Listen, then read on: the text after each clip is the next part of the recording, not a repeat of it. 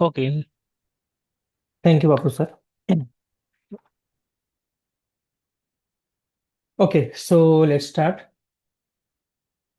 आपण प्रिव्हियस सेशनमध्ये एक डेमो सेशन जे आपण घेतलेलं होतं, त्यामध्ये आपण एक ओव्हरव्ह्यू बघितला होता, like excel, SQL, Power B I, Python, सगळ्यांचा आपण एक ओव्हरव्ह्यू बघितला. ओके, सो आज आपलं हे फर्स्ट सेशन आहे ऑन एसक्यूएल. सो आपण एकदम बिगिनियर लेवलला बेसिक पासून स्टार्ट करणार आहे एव्हरीथिंग, कारण खूप सारे कॅन्डिडेट्स आहेत ज्यांनी एसक्यूएलचा स्टडी जो आहे तो स्टार्ट सुद्धा केला नाहीये, किंवा खूप लोकांना फक्त बेसिक कन्सेप्ट माहिती आहेत. ओके, सो आपण डेटाबेस, डेटा काय आहे, RDBMS काय आहे, डेटाबेस क्रिएट कसा करता, एव्हरीथिंग आपण सगळं काही फ्लो मध्ये बघणार आहे. आपण डिरेक्टली जम्प नाही करणार की एसक्यूएल सर्व्हर मध्ये जाऊ, डेटाबेस क्रिएट करू, टेबल क्रिएट करू, असं नाही. आपण पूर्ण फ्लो अगोदर बघणार आहे की exactly as a data analytics तुम्हाला कोणता डेटा मॅनेज करायचा आहे, तो डेटा तुम्हाला कुठून मिळणार आहे, तुम्हाला त्या डेटावर कोणती कोणती प्रोसेस करावी लागते, त्यासाठी तुम्हाला जो टेबल असतो किंवा जो डेटा असतो तो तुम्हाला कोणत्या फॉर्मॅटमध्ये येतो. ओके, सो एव्हरीथिंग आपण ते सगळं काही आपण डिस्कस करणार आहे. Okay, so let start. Okay, I hope माझा व्हॉइस एकदम क्लिअर आहे आणि स्क्रीन ही तुम्हाला विजिबल आहे. Please confirm once. Yes, sir. Yes, thank you sir. Okay, so आज आपण कोणतीच क्युरी रिलेटेड सेशन घेणार नाहीये. ओके, अगोदर आपण एक फाउंडेशन समजून घेणार आहे की एक्झॅक्टली एसक्यूएल काय आहे. ओके, जर आपण बघायला गेलं की समजा आपल्याला एखादी क्युरी लँग्वेज किंवा प्रोग्रामिंग लँग्वेज किंवा एक्सेलचे फॉर्म्युलाज हे जर आपल्याला शिकायचे असेल, सगळ्यात अगोदर तुमचं फाउंडेशन हे स्ट्रॉंग असणं इम्पॉर्टंट आहे. तरच आपल्याला ज्या कोर कन्सेप्ट आहेत ते क्लिअर असतात. ओके, जसं की डेटाबेसमध्ये कोर कन्सेप्ट कोणते आहेत की जसं की सिलेक्ट क्युरी आपण बघतो. सिलेक्ट काय करतो की डेटाला सिलेक्ट करतो. लाईक इन्सर्ट काय करतो की डेटाला कुठेतरी तो इन्सर्ट करतो. अपडेट क्युरी काय करते की डेटाला कुठेतरी तो अपडेट करत असतो. डिलीट काय करत असतो, डेटाला तो डिलीट करत असतो, आहे ना. देन आपण डेटाबेसमध्ये काय अजून बघितलं, ऐकलं असेल तुम्ही, की आपण जॉईंट्स करतो. ओके, सो एक्झॅक्टली जॉईंट्स म्हणजे काय, की जॉईंट्स हे एकाच टेबलचा एका टेबल सोबत होतं, की दोन टेबलचा एका टेबल सोबत होतं, किंवा आपण रोजला जॉईंट्स करतो किंवा डेटाला जॉईंट्स करतो. सर, खूप साऱ्या मिसकन्सेप्ट आहेत ज्या समजत नाही, म्हणून त्यांना एसक्यूएल खूप हार्ड वाटतं, है ना. लाईक तसं एक स्टोअर प्रोसिजर असतात, असे खूप सारे फंक्शन्स असतात ज्या आपण इझिली लँग्वेजमध्ये समजून घेतलं तर आपल्याला डेटा काय आहे आणि आपल्याला त्या डेटावर प्रोसेस काय करायची आहे हे खूप सोपं असतं समजायला. ठीक आहे, सो सगळ्यांनी हा फर्स्ट वर्ड ऐकला असेल की एक्झॅक्टली डेटा म्हणजे काय, राईट. सो डेटा म्हणजे सगळ्यात पहिले ॲज अ डेटा अनालिटिक्स, तुम्ही जर समजा डेटा अनालिटिक्सचा जॉब करतायत ॲज अ, आणि तुम्ही कुठल्या तरी एका रोलला आहे, सगळ्यात पहिले तुमचे रोल्स कसे असतात हे समजून घेऊया. ठीक आहे, सो प्रत्येक कंपनीमध्ये डिफरंट डिफरंट डोमेन असतात, ज्या डोमेनवर तुम्ही काम करतात. लाईक समजा तुम्ही एखाद्या मॅन्युफॅक्चरिंग प्लांटमध्ये काम करतात, है ना. सो त्या मॅन्युफॅक्चरिंग प्लांटमध्ये त्यांचा फ्लो कसा असेल किंवा वर्क फ्लो कसा असेल किंवा त्यांचा बिझनेस काय असेल, की ते कुठलं तरी एखादं प्रोडक्ट आहे जे डेली बेसिसवर ते बनवतायत, मॅन्युफॅक्चर करतायत. ओके, सो ते फक्त मॅन्युफॅक्चर करत नाहीये, पण ते प्रोडक्ट बनवण्यासाठी ते कुठून तरी रॉ मटेरियल ते परचेस करतायत, है ना. ते रॉ मटेरियल परचेस करतायत आणि देन त्याच्यानंतर त्याला काहीतरी एक स्पेसिफिक त्यांचा कंटेंट आहे आणि कंटेंट आहे, आणि ते कंटेंट स्पेसिफिक तेवढ्याच एम मध्ये ते घेत आहेत किंवा तेवढ्याच क्वांटिटीमध्ये घेत आहे आणि ते प्रोडक्ट ते बिल्ड करतायत. ओके, सो याच्यामध्ये जे पण आहे की जसं की ते किती परचेस करतायत आणि त्याच्यानंतर ते किती प्रोडक्शन करतायत आणि देन ते किती सेल करतायत, एव्हरीथिंग. ह्या सगळ्या फ्लोमध्ये डेटा अनालिटिक्सचा सगळ्यात पहिला रोल असतो की त्याचा कंट्रोल त्याच्या डेटावर असतो. ठीक आहे, म्हणजे असं नाही की प्रोडक्शन माझ्याकडे रोजच्या रोज 100 बकेट्स होत आहेत आणि मी रोज 200 बकेट्स रॉ मटेरियल विकत घेतोय, है ना, असं तर नाही होऊ शकत. सो डेटावर कंट्रोल असणं हे सगळ्यात इम्पॉर्टंट, हे एका डेटा अनालिटिक्सचा रोल आहे. सो तुम्ही वर्ड्स हे ऐकले असतील की जसं की डेटाबेस तुम्ही वर्ड ऐकला असेल, लाईक तुम्ही बिग डेटा वर्ड ऐकला असेल, तुम्ही डेटा सायन्स वर्ड ऐकला असेल, तुम्ही आर्टिफिशियल इंटेलिजन्स हे सगळं ऐकलं असेल. ओके, बट नेमकं मग या सगळ्यांमध्ये डेटाचा रोल काय आहे, है ना. सो बघायला गेलं तर डेटा म्हणजे असं समजा की एक रॉ आहे, एक रॉ फिगर्स आहेत किंवा एक रॉ फॅक्ट्स आहेत, है ना, जी असं समजा की तुमच्याकडे एक इन्फॉर्मेशन आहे, पण त्या इन्फॉर्मेशनला काही अर्थ नाहीये किंवा एखादा मिनिंग नाहीये, जस्ट एक रॉ डेटा तुमच्याकडे आहे. ठीक आहे. जसं की फॉर एक्झाम्पल माझ्याकडे समजा एक नंबर आहे, काहीतरी एक व्हॅल्यू आहे है ना, 10 लाख, 20 लाख, 30 लाख, 40 लाख. बट समजा माझ्याकडे एक नंबर आहे, एक 10 डिजिटचा नंबर आहे माझ्याकडे, है ना. तर तो 10 डिजिटचा नंबर नेमकं कोणता आहे किंवा तो कशाचा आहे? ओके. तो एखाद्या वेळेस तो मोबाईल नंबर पण राहू शकतो. तो एखाद्या वेळेस एखाद्या एम्प्लॉईचा आयडी पण असू शकतो. तो एखाद्या स्टुडंटचा रोल नंबर पण असू शकतो किंवा त्या कंपनीमध्ये एखाद्या एम्प्लॉयची सॅलरी पण असू शकते और पिनकोड पण असू शकतो. ओके. सो हे सगळं काय झालं की हे त्या डिफरंट डिफरंट टाईपमध्ये किंवा डिफरंट डिफरंट कॉलममध्ये, जसं की एम्प्लॉय आय डीचा कॉलम असेल किंवा स्टुडंटचा रोल नंबरचा कॉलम असेल किंवा सॅलरीचा असेल, त्याच्यामध्ये हा नंबर काय, फक्त त्याच्यामध्ये हा नंबर ठेवलेला आहे. ओके. बट असं समजा की असं कोणी सांगू शकत नाही की एक्झॅक्टली हा नंबर कोणाचा आहे. म्हणून जेव्हा तुमच्याकडे एखादा डेटा एका रॉ फॉर्मॅटमध्ये येतो, तो फक्त डेटा असतो. ओके. बट त्या डेटाला आपण त्याच्या स्पेसिफिक पोझिशनमध्ये ठेवतो. जसं की समजा मी कॉन्टॅक्ट नंबरच्या एका सेलमध्ये मी त्याला जर त्या नंबरला ठेवेल, तर तो कॉन्टॅक्ट नंबर होईल. जर मी त्याला सॅलरीच्या सेलमध्ये ठेवेल, तर तो एक सॅलरीमध्ये कन्वर्ट होईल, है ना. सो आता त्याला काय होतं की जेव्हा आपण त्या डेटाला एखाद्या युजफुल ठिकाणी स्टोअर करतो किंवा यूज करतो किंवा त्याला ठेवतो, त्यावेळेस त्या डेटाचा एखादं इन्फॉर्मेशन क्रिएट होतं किंवा त्या डेटाला मिनिंग मिळतं एक प्रकारे. ठीक आहे. So data is just not असं समजा की तुमच्याकडे प्रत्येक वेळेस तो खूप गुड फॉर्मॅटमध्ये येणार नाहीये किंवा तुम्हाला तो डेटा जेव्हा तुमच्याकडे येतो तर त्याची इन्फॉर्मेशन तुमच्याकडे 100% करेक्ट असेल हे कधीच होणार नाही. ठीक आहे.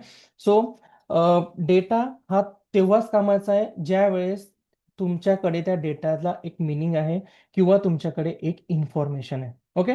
आता जर समजा आपल्याकडे व्हॅल्यूज आहेत. ओके. आपल्याकडे व्हॅल्यूज आहे, जसं की माझ्याकडे कॅन्डिडेट आहे, त्या कॅन्डिडेटचं नाव आहे अमित महाजन. ओके. त्याचा त्याच्या पुढे मला काहीतरी लिहिलंय की 26 हे त्याचं एज आहे. ओके. देन त्याच्यानंतर त्याच्या लोकेशनच्या पुढे काहीतरी लिहिलंय की त्याचा ॲड्रेस आहे पुणे. देन त्याचा कॉन्टॅक्ट नंबर आहे. ओके. सो हे जे पण आहेत ते सगळे काय असतात, ते व्हॅल्यूज असतात. ओके. बट ते व्हॅल्यूज तोपर्यंत समोरच्याला किंवा आपल्याला समजत नाही जोपर्यंत आपण त्याला व्यवस्थित अरेंज करत नाही. ओके. सो मला जे नेम आहे ते प्रॉपर नेम सेक्शनच्या खालीच किंवा नेमच्या पुढेच लिहावं लागेल की राहुल किंवा अमित किंवा योगेश एनिथिंग. मला एज सेक्शन मध्येच एज लिहावं लागेल प्रॉपरली. देन मला मोबाईल नंबरच्या सेक्शन मध्येच मोबाईल नंबर हे ऍड करावं लागेल. ओके. ज्या वेळेस मी ही प्रोसेस करेल त्याच वेळेस माझा डेटा काय होतो, एक प्रकारे ऑर्गनाइज होतो. ठीक आहे. सो डेटा अनालिस्टचा फर्स्ट रोल काय असतं की त्याचा जो डेटा आहे त्याला ऑर्गनाइज करायचा आहे आणि त्याला कन्वर्ट करायचं आहे एक प्रॉपर इन्फॉर्मेशन मध्ये. ओके. फाईन. मग आता ठीक आहे की तुम्हाला एक क्वेश्चन असेल की ओके, मी डेटा अरेंज करतो, बट मग तुमच्याकडे किंवा कंपनीकडे डेली बेसिसवर एवढा डेटा येतो कुठून आहे, है ना. कारण बघायला गेलं तर प्रत्येक मिनिट किंवा प्रत्येक सेकंडला कुठल्या ना कुठल्या कंपनीत किंवा कुठल्या ना कुठल्या ERP मध्ये किंवा कुठल्या ना कुठल्या ऍप्लिकेशनमध्ये काहीतरी डेटा रोजच्या रोज क्रिएट होतो. ठीक आहे. सो आता जर समजा हा डेटा जनरेट होतोय तर हा कोणत्या फॉर्मॅटमध्ये होतोय किंवा हा डेटा नेमकं येतो कुठून आहे. ठीक आहे. सॉरी. सो फॉर एक्झाम्पल, जर समजा तुम्ही तुमच्या फोनमध्ये एखादा मोबाईल नंबर स्टोअर करतात. ठीक आहे. तो मोबाईल नंबर तुम्हाला कोणीतरी व्हर्बली किंवा फिजिकली तुम्हाला सेंड केला. ठीक आहे. देन तुम्ही तो जो नंबर आहे तो तुमच्या मोबाईलमध्ये सेव्ह केला. लाईक तो तुमच्या मोबाईलमध्ये नंबर स्टोअर झाला आणि देन तुम्ही जर समजा व्हॉट्सॲप ओपन केलं आणि त्या नंबरला सर्च केलं तर काय होतं की ऑटोमॅटिकली तो नंबर तुमच्या फोनमध्ये स्टोअर असल्यामुळे तो व्हॉट्सॲपमध्ये तुम्ही त्याच्यासोबत कॉन्टॅक्ट करू शकतात, त्याला मेसेज करू शकतात, काहीतरी तुम्ही त्याला डेटा सेंड करू शकतात. मग तुम्ही PDF फाईल सेंड करा, वर्ड फाईल सेंड करा, एनिथिंग, तुम्ही टेक्स्ट फाईल सेंड करा, तुम्ही काहीही सेंड करू शकतात. सो हा पण एक डेटा आहे. तसंच जर समजा तुम्ही इंस्टाग्राम यूज करत असणार, तुम्ही गुगल यूज करत असणार, तुम्ही फेसबुक यूज करत असणार, सो एव्हरीथिंग. जर समजा तुम्ही इंस्टाग्रामवर एखादी रील बघताय तर तो पण एक प्रकारे एक डेटा आहे. गुगलवर तसंच तुम्ही काहीतरी सर्च केलं तर तो जो तुमच्या समोर इन्फॉर्मेशन येते ती कुठल्या तरी एखाद्या बॅकग्राऊंडने तुम्ही जे सर्च करताय तिथून तो डेटा उचलतोय आणि तो तुम्हाला दाखवतोय. तसंच जर तुम्ही बघितलं अमेझॉन, फ्लिपकार्ट, नायका, ओके, अशा मल्टिपल जे ई कॉमर्स प्लॅटफॉर्म्स आहेत त्याच्यामध्ये खूप सारे प्रोडक्ट्स जे असतात ते लिस्टेड असतात. मग तुम्ही गुगल करतात, ते प्रोडक्ट सर्च करतात, मग तुम्ही त्या वेबसाईटमध्ये जातात, देन त्याच्यानंतर तुम्ही त्याच्यामध्ये जे प्रोडक्ट बघतात ते पण कुठून तरी आलेली एक इन्फॉर्मेशन आहे, एक डेटा आहे. देन त्याच्यानंतर तुम्ही ते परचेस करतात, मग तुम्ही युपीआय पेमेंट करतात. सो एव्हरीथिंग जोपर्यंत डेटा अवेलेबल आहे तोपर्यंत तुमची प्रोसेस होत राहील.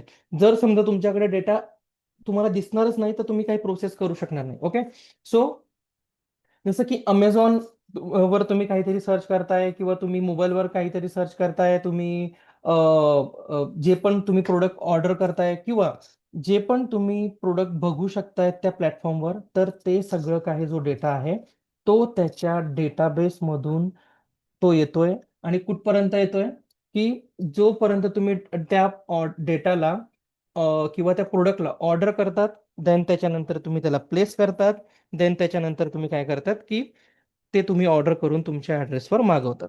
जस्ट मोमेंट गाईस, सॉरी. फाईन. ओके, देन आता आपण एक एक्झाम्पल बघूया.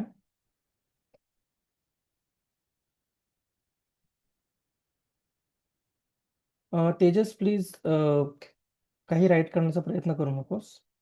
ओके.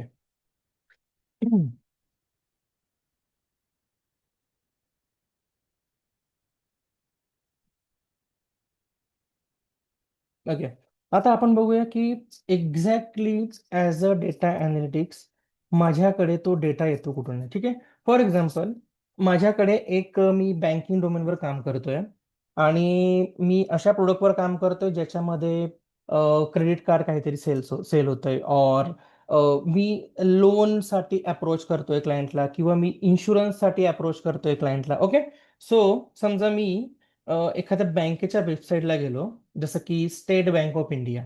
ओके, आता या स्टेट बँक ऑफ इंडियाच्या वेबसाईटवर खूप सारी इन्फॉर्मेशन आहे. ठीक आहे, जसे की त्यांच्या फर्स्ट आहे की सर्व्हिसेस, ते सर्व्हिसेस काय काय प्रोव्हाइड करतात की personal internet banking, corporate banking, mobile banking, SBI payments, anything, काहीही.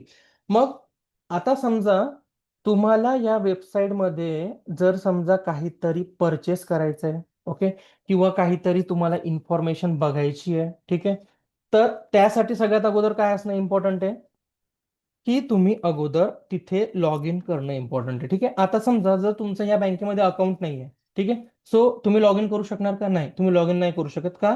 कारण you are not a authorise person to access this, है ना.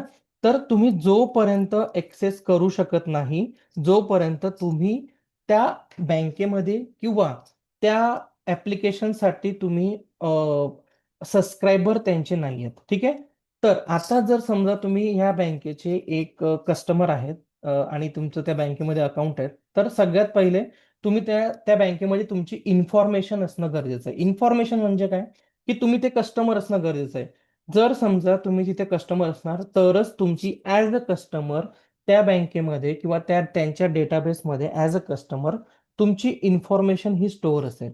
ठीक आहे, आता जर तुमची इन्फॉर्मेशन स्टोअर असेल तर तुम्ही काय काय करू शकता की फॉर एक्झाम्पल मी जर ह्या लॉग इन वर क्लिक केला, देन माझ्यासमोर एक काहीतरी पेज येईल जिथे तो माझ्याकडून अजून इन्फॉर्मेशन मागेल, है ना. आता मी लॉग इन वर क्लिक करतो, log in, right, fine.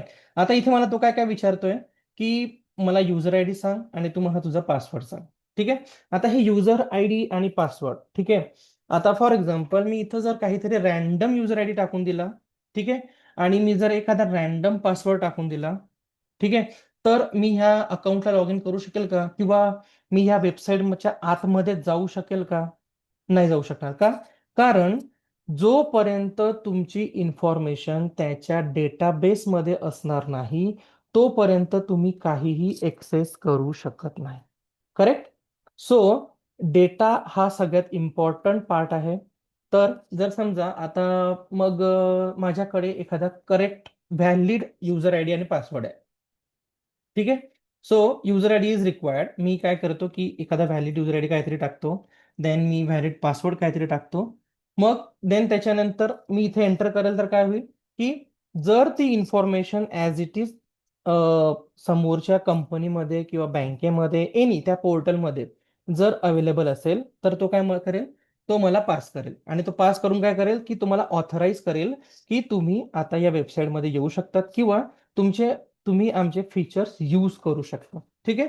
So हा झाला फर्स्ट डेटा पॉईंटचा पार्ट की डेटा किंवा इन्फॉर्मेशन अगोदर तिथे स्टोअर असणं इम्पॉर्टंट आहे. अदरवाईज तुम्ही इथे एक्सेस करू शकणार नाही. और जर समजा मी ॲज अ न्यू कस्टमर आहे आणि मला तिथे साइन अप करायचंय. आता हा सगळ्यात मेन पार्ट. जर समजा मी इथे गेलो आणि मी इथे सांगितलं की बाबा मला लॉग इन करायचं आहे आणि log in as a new user activation or log in as a new customer registration. Okay. आता हे काय झाले, हे तुमचे असं समजा की एक फॉर्म आहे. ओके. सो मी समजा न्यू कस्टमर रजिस्ट्रेशनवर क्लिक करेल तर काय होईल की एक काहीतरी प्रोसेस असेल ज्याच्यामध्ये मी रजिस्ट्रेशन करेल, माझी इन्फॉर्मेशन फिल करेल. ओके. आणि मी इन्फॉर्मेशन फिल केल्यानंतर काय होईल की मला तिथे ती जी इन्फॉर्मेशन आहे ती कुठेतरी जाईल. ठीक आहे.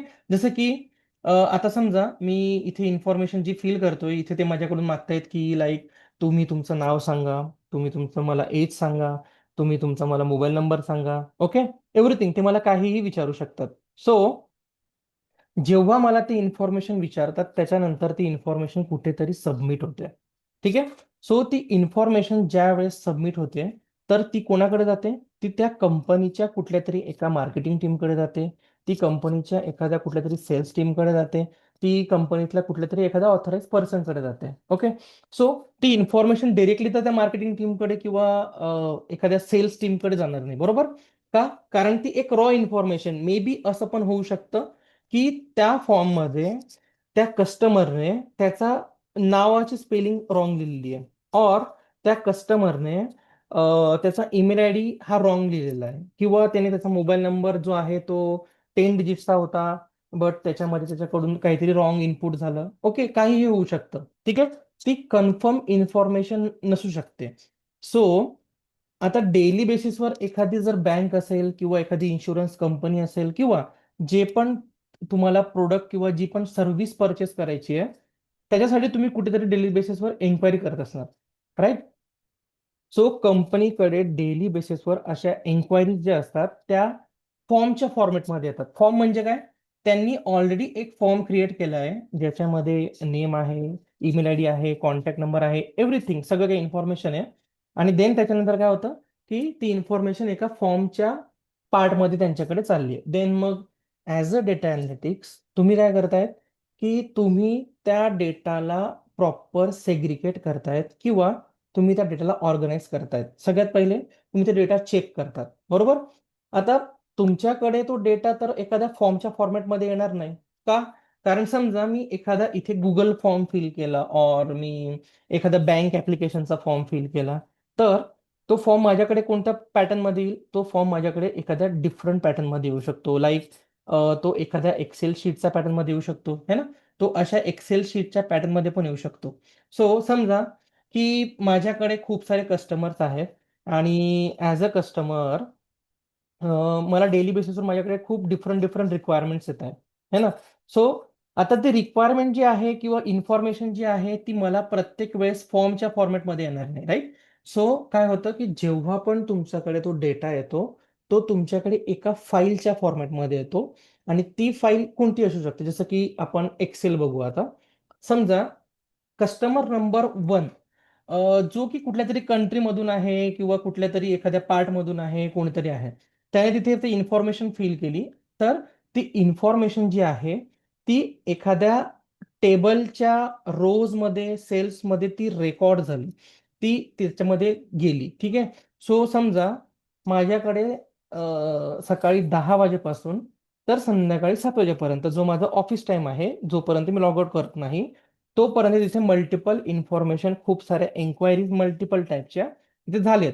So as a data analyst माझ्याकडे एक रिपोर्ट येतो एका फाईलमध्ये, आणि तो माझ्याकडे तो मेसी डेटा असेल. ठीक आहे. सो तो डेटा माझ्याकडे कशामध्ये असू शकतो, की तो डेटा माझ्याकडे एखाद्या एक्सेलच्या फॉर्मॅटमध्ये असू शकतो, तो एका टेक्स्ट फॉर्मॅटमध्ये असू शकतो.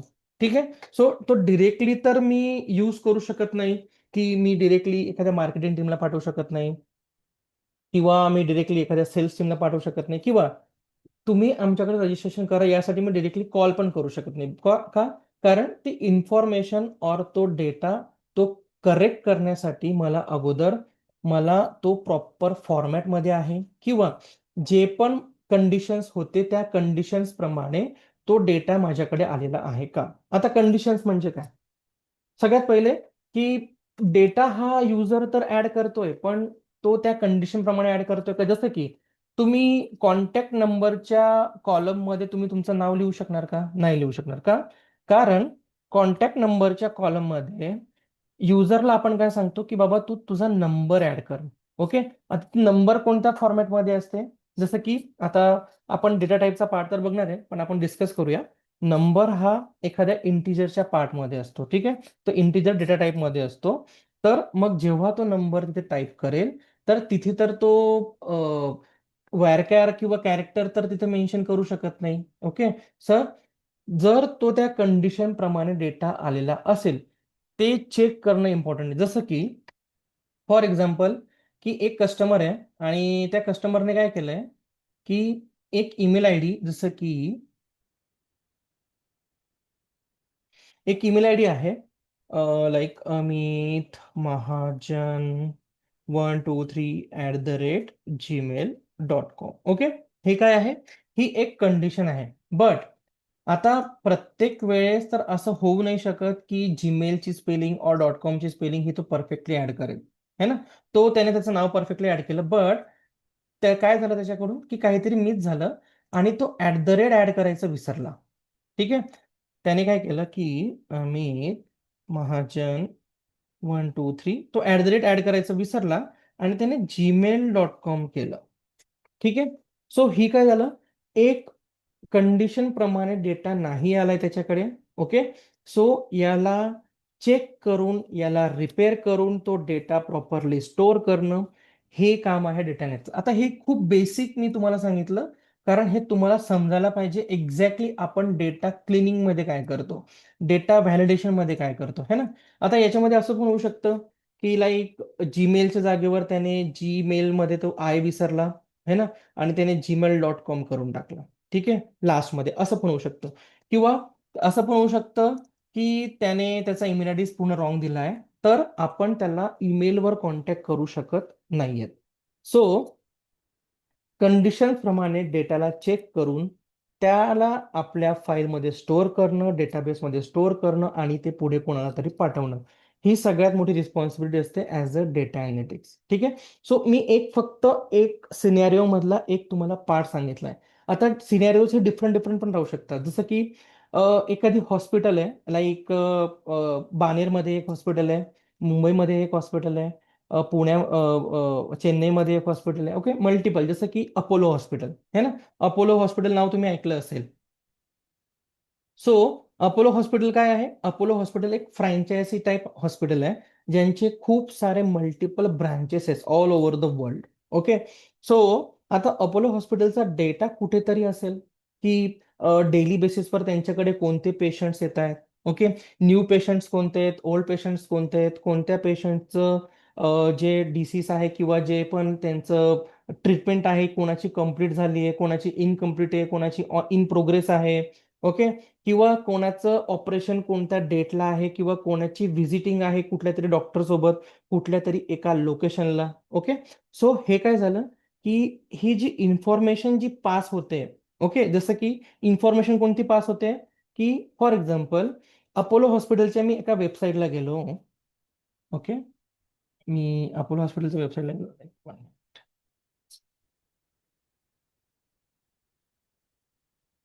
ओके. मी एका अपोलो हॉस्पिटलच्या वेबसाईटला गेलो. Apollo hospital. ठीक आहे. आता अपोलो हॉस्पिटलला मी गेल्यावर इथे मी माझी बुकिंग करतोय काहीतरी, आहे ना. इथे आता फाइंड हॉस्पिटलचं पण ऑप्शन आहे माझ्याकडे. सो मी काय करतोय की एक अपॉइंटमेंट बुक करतोय. इथे मला फक्त एक टॅब आहे, बुक अँड अपॉइंटमेंट. ओके. आता मी इथे अपॉइंटमेंट बुक करताना जे पण मला जे ट्रीटमेंट घ्यायची, मला समजा स्किनवर घ्यायची असेल, हेअरवर घ्यायची, एनिथिंग काही, तर मला काय करायचंय की मला कुठल्या तरी एका डिसीजसाठी किंवा कशावर तरी मला कुठल्या तरी डॉक्टरसोबत व्हिजिट किंवा मला अपॉइंटमेंट बुक करायची. ठीक आहे. आता मी ही काहीतरी सिलेक्ट करतो. लाईक मला ह्या डॉक्टरांसोबत किंवा ह्या एक्सपर्ट सोबत मला त्यांच्या हॉस्पिटलला जाऊन एक मीटिंग मला बुक करायची आहे ट्रीटमेंटसाठी. ठीक आहे. सो मी एखादी अपॉइंटमेंट बुक करतो. ओके. आता मला ह्या डॉक्टरची अवेलेबिलिटी समजते किंवा मला ह्या डॉक्टरचे कॅलेंडर मला प्रॉपर समजतंय की मी कोणत्या डेटला कोणत्या वेळेला इथे जाऊ शकतो, है ना. सो आता मी काय करेल की काहीतरी एखादी डेट मी चेक करेल आणि मी ती डेट फिक्स करेल. ओके. आणि मी ती अपॉइंटमेंट जी असेल ती बुक करेल, है ना. 9 AM 9:15 इथं मला टायमिंग पण दिसतोय. ओके. सो आता तो डॉक्टर त्यावेळेला तिथे अवेलेबल आहे किंवा नाही, हे कुठे असेल, हे त्याने कुठेतरी त्याच्या कॅलेंडर किंवा स्केड्यूलमध्ये त्याने फिट करून ठेवलं असेल. राईट. सो ज्या वेळेला माझी अपॉइंटमेंट बुक होईल, तर एक अलर्ट त्या डॉक्टरकडे पण जात आहे आणि एक अलर्ट माझ्याकडे पण येतोय. ठीक आहे. If doctor is not available किंवा तो रिस्केड्यूल करतोय, तर मला परत एक अलर्ट येतोय की तुमची अपॉइंटमेंट जी आहे ती कॅन्सल झाली आहे किंवा ती रिस्केड्यूल होणार आहे. ठीक आहे. म्हणजे काय झालं की मला ती इन्फॉर्मेशन पास झाली. जी पण इन्फॉर्मेशन आहे ती माझ्याकडे काय होते, ती पास होते. ठीक आहे.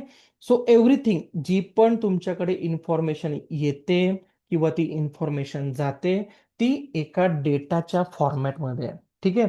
सो जर समजा कुठले तरी रजिस्ट्रेशन होतंय, अपॉइंटमेंट होते आणि त्यांचे records as a customer, as a patient, as a insurance किंवा काही, मी एअरपोर्टमध्ये जातोय, मी रिझर्वेशन करतोय, मी पासपोर्ट ऑफिसमध्ये जातोय किंवा मी एखाद्या गव्हर्नमेंट पोर्टलला जातोय, मी एखादा इन्शुरन्स परचेस करतोय किंवा मी एखाद्या ई कॉमर्स प्लॅटफॉर्ममध्ये कुठलं तरी प्रोडक्ट परचेस करतोय, एव्हरीथिंग सगळीकडे एक डेटाबेस आहे आणि तो डेटा त्या डेटाबेसमधून मला मिळतोय.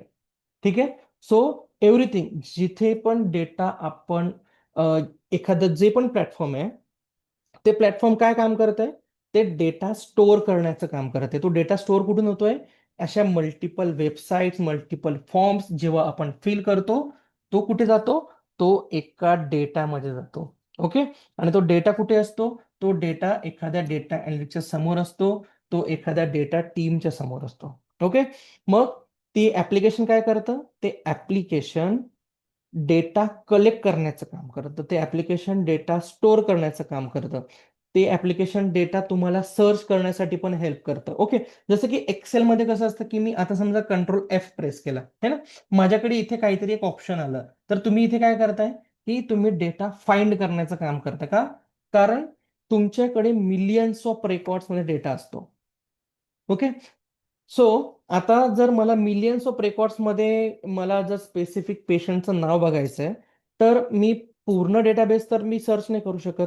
मला त्याला काय करावं लागेल, मला त्याला फाइंड करावं लागेल. ठीक आहे.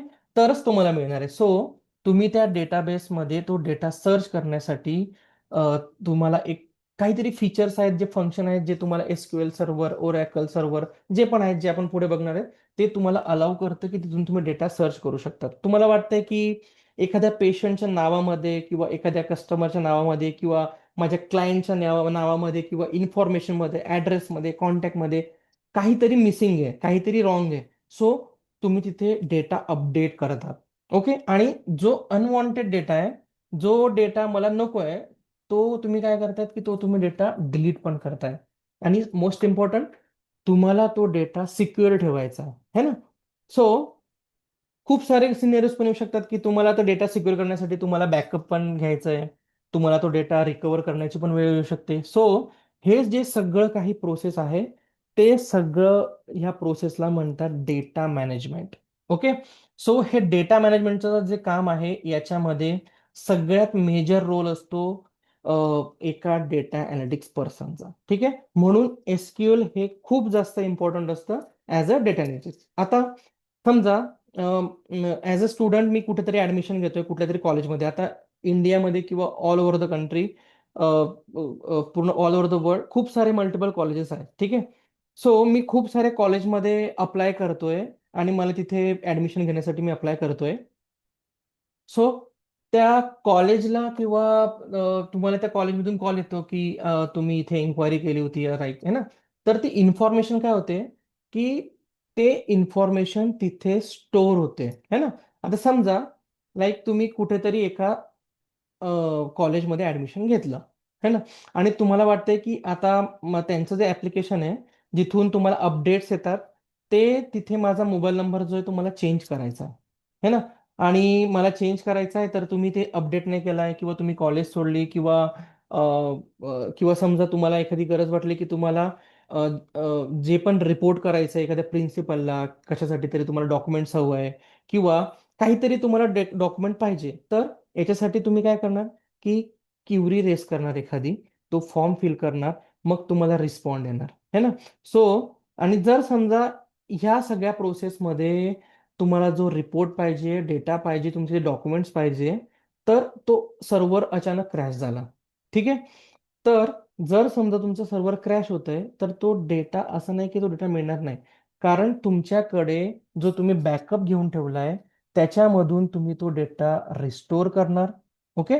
आणि हे रिस्टोर करून जेव्हा तुम्ही डेटा प्रोव्हाइड करतात तुमच्या क्लायंटला, तुमच्या कस्टमरला, तुमच्या एजंट्सला, तुमच्या वेंडर्सला, एव्हरीथिंग कोणालाही, तर हे सगळं प्रोसेस तुमच्या डेटा मॅनेजमेंटमध्ये होतं. So that's why data management is very important. आणि जसं की बँकिंग डोमेन आहे, बँकिंग डोमेनमध्ये तर तुम्हाला तुम्ही थोडंसं पण तिथे चुकू शकत नाही का, कारण बँकेमध्ये कस्टमर असतो, त्या कस्टमरचे अकाउंट्स असतात, त्याच्यामध्ये बॅलन्स असतो, ओके. जर समजा एखाद्या कस्टमरच्या अकाउंटमध्ये बॅलन्स चुकीचा अपडेट झाला किंवा एखाद्या हॉस्पिटलमध्ये त्या पेशंटचा जो रेकॉर्ड आहे हा मीस म्हणजे चुकीचा तिथे ऍड झालाय, तर काय होईल की खूप मोठी गडबड होऊ शकते. म्हणून डेटा जोपर्यंत करेक्ट नाहीये तोपर्यंत तुम्ही त्याला काय करत नाही, तुम्ही त्याला प्रोसिजर करत नाही, ओके.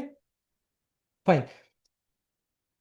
देन आता बघूया आपण की एक्झॅक्टली मग आपण तो डेटा यूज कसा करतो, है ना. तर जसं की होल्ड ऑन.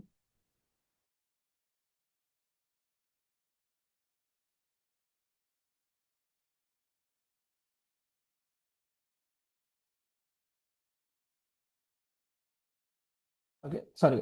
सो आता आपण बघूया की मग जसं की आपण बघितलं आता की एक डेटा काय असतं, इन्फॉर्मेशन काय असतं, ठीक आहे. आता डेटाबेस आणि डेटा मॅनेजमेंट म्हणजे काय, ठीक आहे. आता जर समजा जर डेटाबेस एवढं इम्पॉर्टंट आहे तर मग आपण त्याचं मॅनेजमेंट करणार कसं, है ना. आता प्रिव्हियस खूप साऱ्या कंपनी ज्या होत्या की त्या अगोदर खूप अगोदर म्हणजे जवळजवळ 20 ते 25 वर्षापूर्वीची गोष्ट आहे किंवा 30 वर्षापूर्वीची गोष्ट आहे, तेव्हा सगळ्याच कंपन्या जेव्हा एसक्यूएल सर्व्हर नव्हता 30-40 वर्षापूर्वी, त्यावेळेस सगळ्या कंपन्या हे डेटाबेस यूज करत नव्हते, है ना. का, कारण की तेव्हा असं म्हणू शकतो की आपण तेव्हा ओरॅकल नव्हतं, तेव्हा माय एसक्यूएल नव्हतं, है ना.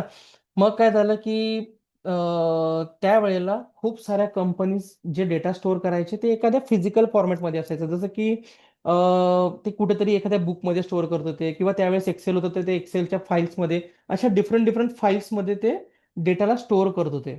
पण त्याचा एक खूप मोठा ड्रॉबॅक होता. का, कारण त्या फाईल्स एकतर त्या करप्ट व्हायच्या किंवा तो डेटा मिसिंग व्हायचा किंवा तो डेटा जो होता तो त्यांना जर फाइंड करायचं आहे तर त्यांना मल्टिपल फाईल्समध्ये, समजा एखादी कंपनी आहे ती एक्सेल फाईलमध्ये डेटा स्टोअर करते, है ना.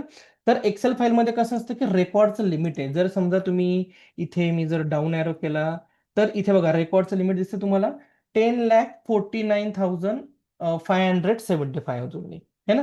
तर तुम्ही फक्त एवढ्या रोजमध्ये डेटा स्टोअर करू शकता, ओके.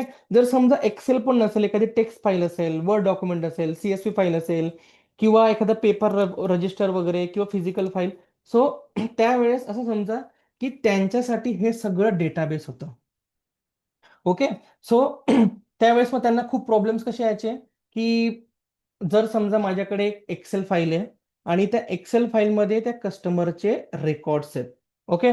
आता त्या कस्टमरचे रेकॉर्ड्स तर मी एकाच एक्सेल फाईलमध्ये पूर्ण ठेवू शकत नाही, कारण त्याला पण काहीतरी लिमिटेशन आहे, कारण माझी फाईल ही हँग होऊ शकते, त्याची जी स्पीड आहे ती थोडीशी कमी होऊ शकते, है ना. तर त्याच्यासाठी काय करावं लागायचे ते मल्टिपल फाईल्स क्रिएट करायचे. जसं की काय की त्या कस्टमरचं नेम, रजिस्ट्रेशन डेट, त्याचा युजर आय डी, त्याचे काही basic details like address, contact number, याची फाईल ते डिफरंट ठेवायचे. आणि त्याच्यानंतर तो कस्टमर काय ऑर्डर करतोय, काय ऑर्डर करत नाहीये किंवा काय कॅन्सल करतोय, सो हे जे गोष्ट आहेत ते एका सेकंडरी फाईलमध्ये ठेवायचे है ना. सो आता समजा माझ्याकडे एखादी एक्सेलची फाईल आहे.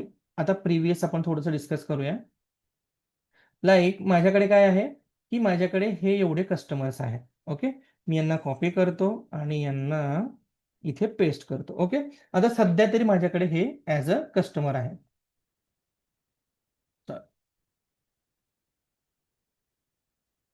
ओके, आणि आता ह्या कस्टमरची कुठली तरी एखादी इन्फॉर्मेशन आहे जी माझ्याकडे, ही समजा माझ्याकडे एवढी इन्फॉर्मेशन आहे आणि ती एका मी सेकंडरी फाईलमध्ये ठेवतो. लाईक माझ्याकडे हे रेकॉर्ड्स आहेत, माझं एक हेल्थ केअर ॲप आहे. ठीक आहे, सो मी काय करतो, ओके 14 रोज मी इथे एक न्यू फाईल क्रिएट करतो आणि त्याला मी इथे स्टोअर करतो. Okay fine. आता मी हे 2 रेकॉर्ड्स इथून रिमूव्ह करतो. ओके, सो फर्स्ट काय की माझ्याकडे एका ठिकाणी कस्टमरचं रजिस्ट्रेशनचे डिटेल्स आहेत आणि एका सेकंडरी फाईल्समध्ये माझ्याकडे काय आहे की त्या कस्टमरचे अनदर डिटेल्स, जसे की तो डेली बेसिसवर त्याचे ट्रॅकिंग काय आहे किंवा डेली बेसिसवर तो काय ऑर्डर करतोय किंवा डेली बेसिसवर तो काय कॅन्सल करतोय. ठीक आहे, ही एक प्रोसिजर आहे. सो मी काय करतो की माझ्याकडे काहीतरी एक कॉमन आहे. ओके, काय कॉमन आहे, लाईक त्याचा युजर आय डी माझ्याकडे हा कॉमन आहे. ओके, सो मी आता हा युजर आय डी काय करतो की त्याला जर त्या कस्टमरला ट्रॅक करायचं असेल तर ते काय करायचे की त्या कस्टमरच्या जी इन्फॉर्मेशन आहे तर त्या इन्फॉर्मेशनच्या समोर तर ते त्यांचा युजर आय डी किंवा एखादं युनिक जे पण त्यांनी आय डी क्रिएट केला असेल त्या बेसिसवर ते डिसाईड करायचे की त्याची इन्फॉर्मेशन तिथं काय स्टोअर करायची. ठीक आहे, म्हणजे ते प्रत्येक वेळेस त्या कस्टमरला सर्च नाही करू शकत का, कारण समजा विराट कोहली, ओके, तर विराट कोहली हा एक सिंगल पर्सन असू शकतो. विराट कोहली नावाचे 10, 15, 20, 30, 40 हजारो लोक असू शकतात है ना. तर ते काय करतील की विराट कोहली आणि त्याचा मोबाईल नंबर यांचं कॉम्बिनेशनने किंवा दुसऱ्या काहीतरी एका युनिक कॉम्बिनेशनने त्यांचं काहीतरी युजर आय डी क्रिएट करतील आणि त्या युजर आय डी प्रमाणे ते त्यांच्या कस्टमरला फाइंड करतील. ओके, आता समजा मी त्या कस्टमरला as a user I D इथे मी त्याची इन्फॉर्मेशन काहीतरी ऍड करतोय. ओके, बट आता मला काय करायचं आहे की मला डेटा बघायचा आहे माझा ओव्हरऑल क्वार्टरली, की एक्झॅक्टली कोणत्या क्लायंटने, कोणत्या कस्टमरने माझ्याकडे किती परचेस केलंय किंवा माझ्यासाठी कोणत्या वेंडरने किती सेल केलंय किंवा त्या क्लायंटचं एक्झॅक्टली स्टेटस काय आहे. तर मला त्याच्यासाठी त्याची बेसिक इन्फॉर्मेशन प्रिव्हियस पाहिजे है ना. तर मला वाटतंय की कस्टमर नंबर हा जो 0018 आहे हा नेमकं कोण आहे. ठीक आहे, सो तर त्यावेळेस काय व्हायचं की त्यावेळेस या ज्या सगळ्या फाईल्स आहेत लाईक एक्सेल फाईल्स ह्या एकमेकांना कनेक्टेड असायचे. ठीक आहे, सो आपण हे फ्युचरमध्ये जेव्हा एक्सेलचं पण पार्ट चालू करू तेव्हा आपण हे सगळं शिकणारच आहे. सो एक मी तुम्हाला एक डेमो दाखवतो. जसं की फॉर एक्झाम्पल मला ती इन्फॉर्मेशन पाहिजे, तर मी त्या 2 फाईल्समध्ये लिंक क्रिएट करेन. ठीक आहे, कसली लिंक, जसं की मी एक फॉर्म्युला यूज करतो आणि त्या फॉर्म्युलाच्या थ्रू काय करतो की मला डेटा तो पाहिजे. ठीक आहे, आता मी जाणार, आता इथे तर मला माहिती नाही ना की तो युजर आय डी नंबर कुठे आहे का, कारण तिथे माझ्याकडे 10 लाख रोज आहेत.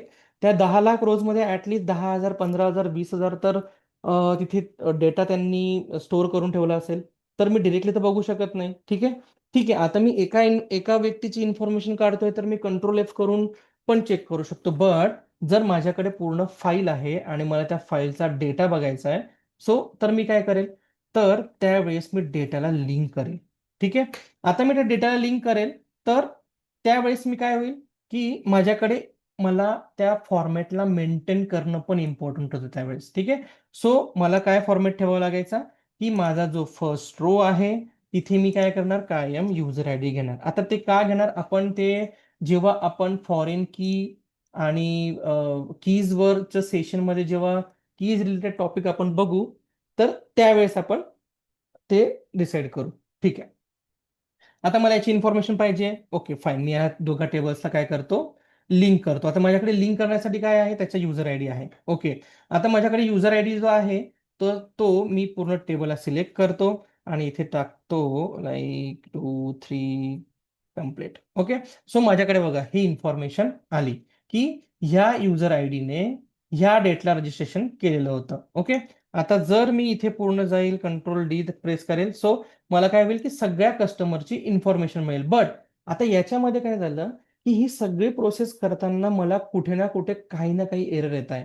जसं की आता मला इथे हा एरर आलाय का, कारण जर समजा तिथे जी मी व्हॅल्यू स्टोअर केलेली आहे ती कुठल्याही फॉर्मॅटमध्ये असू शकते. चुकून माझ्याकडे ते नंबरच्या ऐवजी एकतर डेट फॉर्मॅट झाला असेल किंवा टाइम फॉर्मॅट किंवा पर्सेंटेज किंवा फ्रॅक्शन किंवा काहीही असू शकतं. चुकून माझ्याकडे तो एखादा फॉर्मॅट चेंज झाला तर काय होऊ शकतं की जो मला डेटा पाहिजे आहे तो मला रॉंग फॉर्मॅटमध्ये डेटा येत होता. ठीक आहे, सो हे सगळे मल्टिपल फाईल्स ज्या एक्सेलमध्ये असतात त्यावेळेला काय होत होतं की असे मल्टिपल टाईपचे एरर येत होते. मग त्याच्यासाठी काय आपण केलं की सगळ्यात पहिला एरर काय होता त्याच्यामध्ये की डेटा रिडंडन्सी म्हणजे काय की एक प्रकारे फाईल सिस्टीम मध्ये जो डेटा असतो त्या फाईल सिस्टीम मध्ये सगळ्यात मोठा प्रॉब्लेम येतो तो म्हणजे डेटा रिडंडन्सीचा. म्हणजे काय की जो सेम डेटा प्रत्येक खूप ठिकाणी स्टोअर होऊन जाणं किंवा एखाद्या एम्प्लॉईचं नाव अमित आहे आणि त्या एम्प्लॉईचं नाव जे आहे ते HR फाईलमध्ये अमितच्या जागेवरती काहीतरी डिफरंट झालंय स्पेलिंग किंवा अकाउंट फाईलमध्ये पण डिफरंट झालंय किंवा पेरोल फाईलमध्ये पण डिफरंट झालंय, अटेंडन्स फाईलमध्ये डिफरंट झालंय. म्हणजे काय की एकच एम्प्लॉयची इन्फॉर्मेशन थोड्याशा मिस्टेकमुळे ती 4 वेळा तिथे स्टोअर तर ऑलरेडी झालेलीच आहे, वेगवेगळ्या फाईलमध्ये माझ्याकडनं 4 वेळा स्टोअर झाली आहे. बट ती एका रॉंग स्पेलिंगमध्ये किंवा रॉंग फॉर्मॅटमध्ये पण स्टोअर झाली. सो हा सगळ्यात मोठा बग किंवा डेटा रिडंडन्सी आपण याला म्हणतो. याच्याने काय होतं की माझ्याकडे कस्टमरच्या HR फाईल पण डिफरंट आहे, अकाउंट फाईल पण डिफरंट आहे, पेरोल फाईल पण डिफरंट आहे, अटेंडन्स फाईल पण डिफरंट आहे आणि सगळ्या ठिकाणी एक सेम इन्फॉर्मेशन स्टोअर झाली आहे. ठीक आहे, त्याच्यामुळे काय होतं की स्टोरेज सगळ्यात जास्त लागतो आणि त्याला मॅनेजमेंट करणं हे सगळ्यात कठीण होऊन जातं. दुसरं काय होतं की डेटा इनकन्सिस्टन्सी म्हणजे काय, समजा इमॅजिन करा की आता ह्या कस्टमरचा मोबाईल नंबर जो आहे तो चेंज झालाय. ठीक आहे, आता तो मोबाईल नंबर चेंज झाला आणि तो नंतर कोणीतरी आपल्या डिपार्टमेंटमध्ये किंवा एखाद्या अकाउंट डिपार्टमेंटने तो अपडेट केला. बट अकाउंट डिपार्टमेंटने अपडेट केला बट सेल्स डिपार्टमेंटने तो अपडेट नाही केला का, कारण त्या दोघांच्या फाईल्स ह्या डिफरंट आहे. ओके, आता काही वेळेस असं होऊ शकतं की अटेंडन्स फाईल पण एक सेपरेट आहे आणि त्याच्यामध्ये जुना नंबर ऑलरेडी स्टोअर आहे किंवा पेरोल नंबर जो आहे किंवा माझी पेरोलची जी फाईल होती त्याच्यामध्ये दुसरा नंबर माझा स्टोअर झालेला आहे. सो एक्झॅक्टली कोणता कॉन्टॅक्ट किंवा कोणता डेटा करेक्ट आहे हे कोणीच सांगू शकत नाही. ठीक आहे, सो अशा प्रोसेसला किंवा असे जेव्हा बग्स येतात त्याला म्हणतात डेटा इनकन्सिस्टन्सी. ओके, म्हणजे काय की सेम पर्सन किंवा सेम क्लायंट सेम प्रोडक्ट आणि डिफरंट इन्फॉर्मेशन. ओके, आणि हा सगळ्यात मोठा सिरियस प्रॉब्लेम असतो की असा डेटा इनकन्सिस्टन्सी कधी व्हायला नको. ओके, देन त्याच्यानंतर प्रॉब्लेम येतो की data isolation. Suppose the data isolation म्हणजे काय की मला काय एखादी कंपनी आहे आणि त्या कंपनीमधल्या मॅनेजमेंट टीमला एखाद्या एम्प्लॉईची कंप्लीट इन्फॉर्मेशन पाहिजे. ओके, आता त्याला कंप्लीट इन्फॉर्मेशन पाहिजे तर ती कंप्लीट डिटेल तर एका फाईलमध्ये नाहीये, कारण सॅलरीची फाईल दुसरी आहे, अटेंडंट फाईल तिसरी आहे, त्याची लिव्हची फाईल चौथी आहे, परफॉर्मन्स फाईल ही 5वी आहे. ओके, सो त्याला जर त्या मॅनेजरची किंवा त्या एम्प्लॉईची जर कंप्लीट इन्फॉर्मेशन गोळा करायची असेल तर त्याला त्या सगळ्या फाईलला लिंक करणं, त्या लिंक करून V lookup, x lookup, H lookup असे मल्टिपल फॉर्म्युलेज यूज करून तो डेटा तिथे आणणं, तर हे खूप जास्त टाइम कन्झ्युमिंग आहे. ठीक आहे, सो जेव्हा तुम्ही एखाद्या प्रोसेसवर खूप जास्त टाइम स्पेंड करताय आणि एखाद्या छोट्या कामासाठी आणि ती इन्फॉर्मेशन एका वेगवेगळ्या ठिकाणी डिवाइड झालेली आणि मग तुम्ही ती गोळा करतायत, सो याला म्हणतात डेटा आयसोलेशन. ठीक आहे, सो डेटा आयसोलेशन हे खूप जास्त टाइम कन्झ्युमिंग असतं. But as a data analytics तुम्हाला डेटा क्लिनिंग प्रोसेस, ओके, किंवा डेटा चेकिंग, डेटा करेक्ट आहे किंवा नाही, जेव्हा तुम्ही क्लिनिंग प्रोसेस स्टार्ट करतात ना तर त्यावेळेस तुमचा खूप वेळ हा त्या फाईल्सला क्लीन करण्यामध्ये जातो. ओके, त्याच्यासाठी पण आपल्याकडे एक ऑप्शन आहे की आपण वन क्लिकवर एक्सेल फाईलमध्ये वन सिंगल क्लिकवर डेली बेसिसवर आपण जे फाईल्स क्लीन करतोय है ना, सेम फॉर्म्युलाज करतोय, सेम पॅटर्न यूज करतोय, सो त्याला आपण वन क्लिकमध्ये कसं क्लीन करणार ते आपण एक्सेलच्या टॉपिकमध्ये बघूया. ठीक आहे, फाईन. देन त्याच्यानंतर काय इश्यू असतात, लाईक सिक्युरिटी इश्यू. आता सिक्युरिटी हा सगळ्यात मोठा इम्पॉर्टंट इश्यू, कारण जर एम्प्लॉयची सॅलरी एखाद्या एक्सेल फाईलमध्ये आहे आणि जर ती फाईल कोणाला मिळाली, किंवा माझ्याकडे क्लायंटचा डेटा आहे ती फाईल कोणाला मिळाली, किंवा माझ्याकडे प्रोडक्ट कंटेंटचा डेटा आहे की मी तो एक्झॅक्टली प्रोडक्ट कसा बनवलेला आहे, सो ती फाईल तर कोणी म्हणजे एक्सेस करू शकतं, इझिली एडिट करू शकतं, त्याच्यामध्ये डेटा चेंज करू शकतो, डेटा डिलीट करू शकतो, एनिथिंग काही होऊ शकतो. आणि बँकिंग डोमेनला तर हे सगळ्यात म्हणजे डेंजरस आहे. ठीक आहे, सो म्हणून फाईल सिस्टीम ही सगळ्यात मोठा एक वीक पॉइंट होती, किंवा सिक्युरिटी रिझनमुळे त्यांना खूप सारे प्रॉब्लेम्स यायचे. ओके, बट अजून पण आपण एक थोड्याफार पार्टला ॲज अ डेटा अनालिटिक्स आपण फाईल सिस्टीम यूज करतोय, कारण एक्सेल हा डेटा क्लिनिंगसाठी सगळ्यात इम्पॉर्टंट पार्ट आहे. ठीक आहे, फाईन. देन डेटाबेसमध्ये काय होतं की डेटा इंटिग्रिटी खूप महत्वाचं आहे. आता डेटा इंटिग्रिटी म्हणजे काय, की डेटा हा तुमचा करेक्ट असणं खूप इम्पॉर्टंट आहे. सपोज जर तुम्ही तुमच्या कस्टमर किंवा क्लायंटच्या परचेस नंबर म्हणजे किंवा परचेस व्हॅल्यू जी आहे ती 1 लाखाच्या ऐवजी तुम्ही 10 लाख केली, ओके, तर काय होईल की त्यातला 10 लाख रुपयाचे टोकन एक प्रकारे मिळाले, आणि तो 10 लाखाचे प्रोडक्ट तुमच्या पोर्टलवरून तो परचेस करू शकतो. ठीक आहे, सो ही तर म्हणजे एका छोट्या मिस्टेकने खूप मोठा लॉस होऊ शकतो कंपनीला, है ना. किंवा तुमच्या आता एक्सेलमध्ये समजा की आपण एखाद्या स्टुडंटचं एज आहे, किंवा कस्टमरचं एज आहे, किंवा एम्प्लॉईचं एज आहे, तर तिथे समजा मी 35च्या जागेवरती 350 केलं, तरी तो ऍक्सेप्ट करेल का, कारण एक्सेल हे ऍक्सेप्ट करेल, बट डेटाबेस हे ऍक्सेप्ट करणार नाही.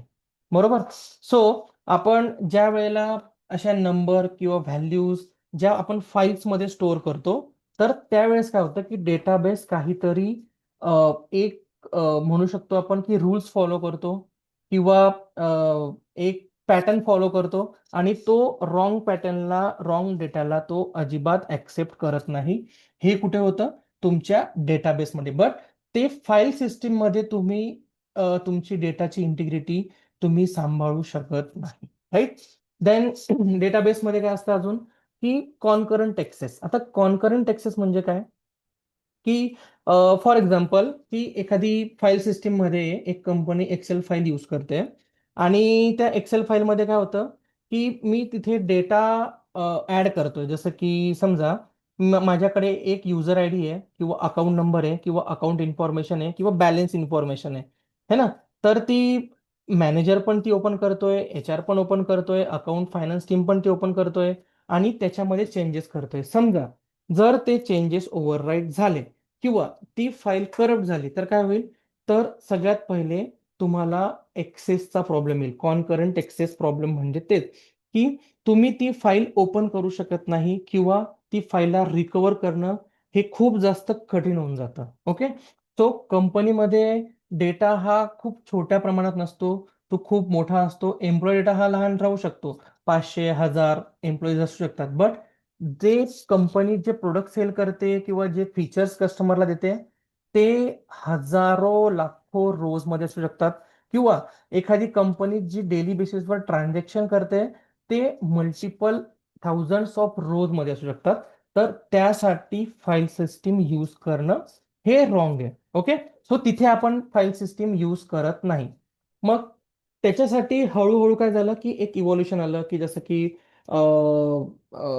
आपण नंतर जे सिस्टीम आहे सिस्टीममध्ये डेटाला स्टोअर करण्यासाठी, किंवा डेटा डुप्लिकेट नको व्हायला, किंवा डेटा सिक्युअर असेल, किंवा डेटा मला एक्सेस करण्यासाठी खूप फास्ट असेल, किंवा मला सर्च करण्यासाठी खूप इझी असेल, और म्हणू शकतो की मला बॅकअप इझिली मिळेल, रिकव्हरी इझिली होईल.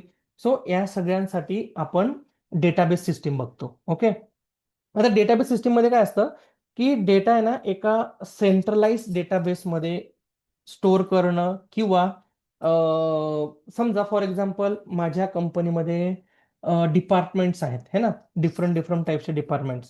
सो मला काय करायचं आहे की मला त्या डेटाला सेंट्रलाइज डेटाबेसमध्ये स्टोअर करणं इम्पॉर्टंट आहे. जसं की समजा माझ्याकडे डिपार्टमेंट आहे, लाईक माझ्याकडे HR डिपार्टमेंट आहे, लाईक माझ्याकडे अकाउंट्स डिपार्टमेंट आहे, लाईक माझ्याकडे सेल्स डिपार्टमेंट आहे, लाईक माझ्याकडे मार्केटिंग डिपार्टमेंट आहे. सो हे काय झालं, माझ्याकडे हे सगळे डिपार्टमेंट्स आहेत. सो या सगळ्यांना सेम डेटा दिसेल. ओके.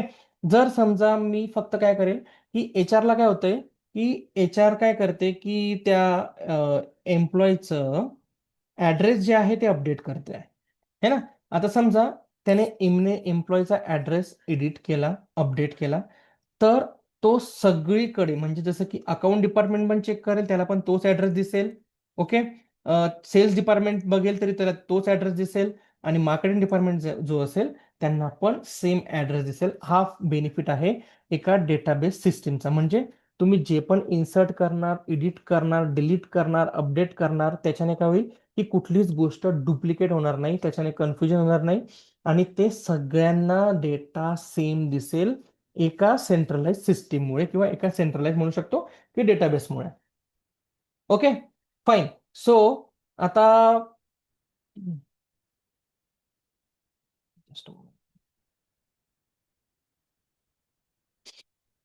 राईट. सो आता या सगळ्या प्रॉब्लेमचं सोल्युशन आपल्याला डेटाबेसने दिलं का? कारण फाईल सिस्टीममध्ये आपल्याला खूप जास्त प्रॉब्लेम्स येत होते.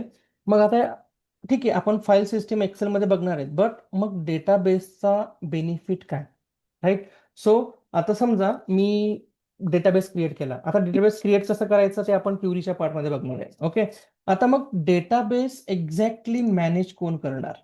राईट. आता समजा माझ्याकडे एक डेटाबेस क्रिएट झालाय, मी एम्प्लॉयचा सॅलरीचा डेटाबेस क्रिएट केला, मी एम्प्लॉईचा पर्सनल डेटाचा डेटाबेस क्रिएट केला है ना. आता मी हे जे डेटाबेस क्रिएट करतोय, तर डेटाबेस म्हणजे याचा अर्थ असा नाही की फक्त मी तिथे डेटा स्टोअर करू शकतो है ना.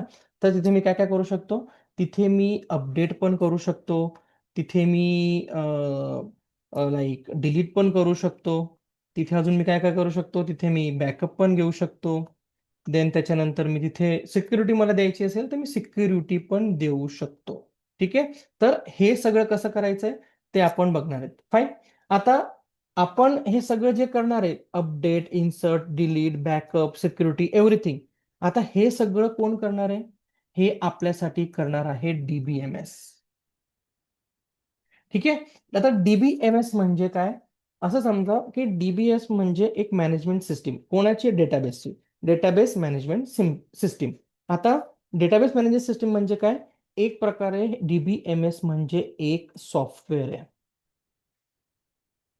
ओके. एक सॉफ्टवेअर आहे आणि हे सॉफ्टवेअर काय करतं की असं समजा की लाईक तुमच्याकडे सोसायटी आहे, एक सोसायटीचं एक ॲप्लिकेशन आहे आणि त्या सोसायटीमध्ये तुमच्याकडे 1000 फ्लॅट्स आहेत एका टाउनशिपमध्ये. ओके. 1000 फ्लॅट्स आहेत. आता ह्या सोसायटीमध्ये ना, ह्या 1000 फ्लॅट्सला मॅनेज करायला एक असं समजा की मॅनेजर आहे. ठीक आहे. सो मॅनेजर काय करतोय की तो मॅनेजर ह्या सगळ्या सोसायटीचं मेंटेनन्स बघतोय. ओके. देन त्याच्यानंतर तो सगळं पार्किंगचे इश्यूज की पार्किंग कोणाला कोणती द्यायची आहे.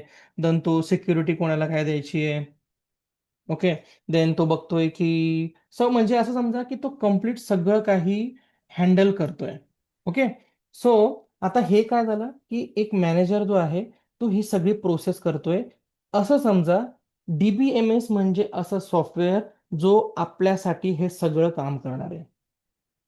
ठीक आहे. म्हणजे काय? DBMS आपण जो डेटा त्याला प्रोव्हाईड करू किंवा जो पण आपला डेटा आहे, ह्या सगळ्यांवरती तो ऑपरेशन्स करणार, मल्टिपल ऑपरेशन. ठीक आहे. म्हणजे आता काय-काय ऑपरेशन्स करू शकतो? DBMSची सगळ्यात मेन म्हणू शकतो की फीचर्स काय? की तो आपल्याला काय-काय हेल्प करतो. ओके. सो DBMS आपल्याला हेल्प करतो डेटाबेस क्रिएट करायला. ओके. आपल्याला डेटाबेस क्रिएट करून देतो. देन त्याच्यानंतर आपण काय करतो, तिथे डेटा इन्सर्ट करतो, है ना. डेटाबेस क्रिएट झाला, मग डेटा इन्सर्ट केला. आता लाईक मला वाटतंय की तो डेटा काहीतरी चुकलाय, तर मला डेटा तो अपडेट करू देतो. देन परत मला काय वाटलं तर डेटा तो मला डिलीट करू देतो. ओके. देन मला असं वाटलं की मला काहीतरी बघायचंय, सर्च करायचंय, सो तो मला काय करू देतो, सर्च पण करू देतो. ओके. आणि मी त्याचे बॅकअप घेऊ शकतो, मी रिकव्हरी करू शकतो. देन सगळ्यात most important, user permissions manage करणं.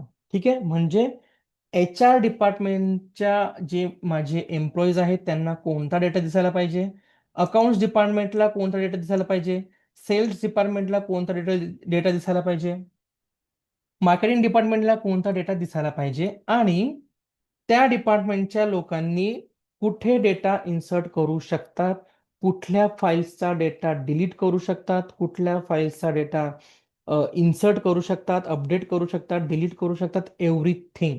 ठीक आहे. सो हे येतं तुमच्या युजर परमिशन मॅनेज सिस्टीममध्ये. ठीक आहे. सो याच्यामध्ये काय होतं की DBMS आपल्याला हेल्प करतो. या सगळ्यांना तुम्हाला कोणते एक्सेस प्रोव्हाइड करायचे आहे ते आपण काय करू शकतो, ते डिसाईड करू शकतो. ओके. आता DBMS खूप सारे आहेत मार्केटमध्ये, म्हणजे सॉफ्टवेअर खूप सारे आहे. तुम्ही ओरॅकल बघू शकतात, एक सगळ्यात फेमस सॉफ्टवेअर आहे. देन त्याच्यानंतर मायक्रोसॉफ्टचं प्रोडक्ट आहे एसक्यूएल सर्व्हर. देन त्याच्यानंतर माय एसक्यूएल आहे, पोस्टग्रेसिक्वल आहे, एसक्यूएल लाईट आहे, IBMचं DB2 आहे. ओके. बट सगळ्यांमध्ये जर बघायला गेलं as compare to all this DBMS, सगळ्यात फेमस मायक्रोसॉफ्टचं एसक्यूएल सर्व्हर आहे. ओके. का? कारण एसक्यूएल सर्व्हर हे खूप साऱ्या कंपनीज जे आहेत ते यूज करतात, आणि ते खूप म्हणू शकतो की युजर फ्रेंडली आहे, समजायला खूप सोपं आहे. आणि आणि असं समजा की मायक्रोसॉफ्टचा बिझनेस जो आहे, ऑल ओव्हर द वर्ल्ड त्यांचे खूप सारे प्रोडक्ट्स आहेत. तर इझिली कोणीही जर मायक्रोसॉफ्टचं प्रोडक्ट जर यूज करत असेल, तर तो तिथे एसक्यूएल सर्व्हर यूज करतो. ठीक आहे. फाईन. आता मग आपण एसक्यूएल सर्व्हरमध्ये काय काय बघणार आहेत, की जसं की आता फाईन, एसक्यूएल सर्व्हर म्हणजे काय, की एसक्यूएल सर्व्हरमध्ये सगळ्यात इम्पॉर्टंट डेटा मॉडेल जे आपण बघणार आहे आणि ज्याच्यावर काम करणार आहे, सगळ्यात जुने जर बघितले ना तुम्ही अगोदरचे, तर फाईल सिस्टीम. ओके. आणि हे फ्लॅट मॉडेल हे जे होते ना, हे ओल्ड सिस्टीम आहे. आता करंटमध्ये मार्केटला सगळ्यात जास्त व्यवस्थित आणि सगळ्यात फास्ट प्रोसेसिंग म्हणजे रिलेशनल डेटा मॉडेल. ओके. आता रिलेशनल डेटा मॉडेल तुम्ही ऐकलं असेल. हे रिलेशनल डेटा मॉडेल म्हणजे काय, की RDBMS हे तुम्ही एक वर्ड ऐकला असेल जर तुम्ही एसक्यूएलचा स्टडी केला असेल थोडाफार तर. ओके. सो RDBMS म्हणजे हेच एक सॉफ्टवेअर आहे, जे असं म्हणू शकतो आपण की जो डेटाबेस मॅनेजमेंट सिस्टीम मधला एक ॲडव्हान्स व्हर्जन. ओके. व्हर्जन तुम्ही म्हणू शकतात. रिलेशनल डेटाबेस मॅनेजमेंट सिस्टीम एक प्रकारे हे एक ॲडव्हान्स व्हर्जन आहे डेटाबेसचं. ज्याच्यामध्ये काय होतं, की एक प्रकारे ते एक मॅनेजमेंट सिस्टीम आहे, आणि तो रिलेशनल आहे. आता रिलेशनल हा वर्ड याचा अर्थ काय. ओके. सो आता रिलेशनल म्हणजे काय आपण ते बघूया. रिलेशनल म्हणजे असं समजा की तो एकमेकांना रिलेशनशिपने कनेक्ट करतो. ओके. आता तो रिलेशनशिपने कनेक्ट कसं करतो, जसं की मी हे डिलीट करतो.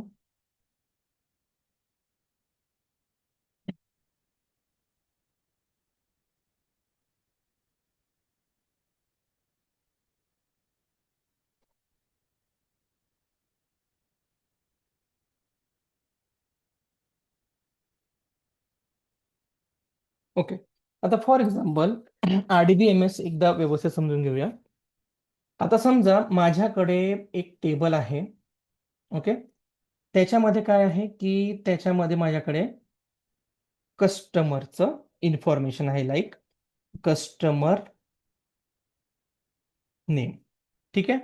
आता त्याच्या पुढे माझ्याकडे आहे कस्टमरचा कॉन्टॅक्ट, आणि त्याच्या पुढे आहे माझ्याकडे कस्टमरचा ॲड्रेस. ओके.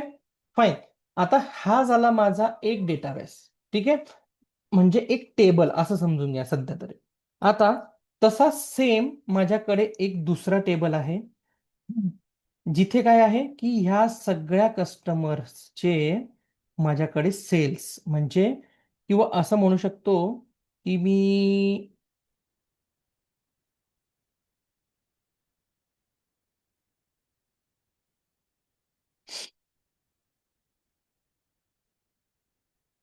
Purchase list. ठीक आहे, ओके. आता माझ्याकडे ही परचेस लिस्ट आहे आणि त्याच्यानंतर ही परचेस लिस्ट, त्याच्यानंतर माझ्याकडे आहे डिलिव्हरी ॲड्रेस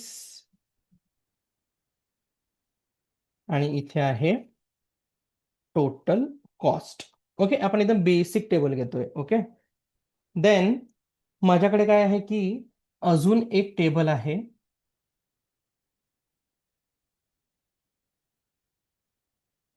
आणि ह्या टेबलमध्ये माझ्याकडे एक इन्फॉर्मेशन आहे. लाईक माझ्याकडे इथे आहे की एखाद्या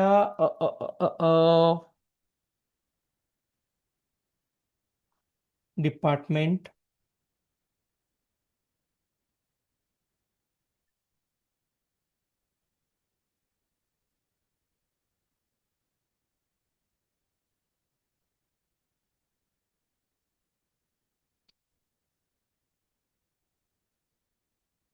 आणि माझ्याकडे इथे आहे त्या डिपार्टमेंटचं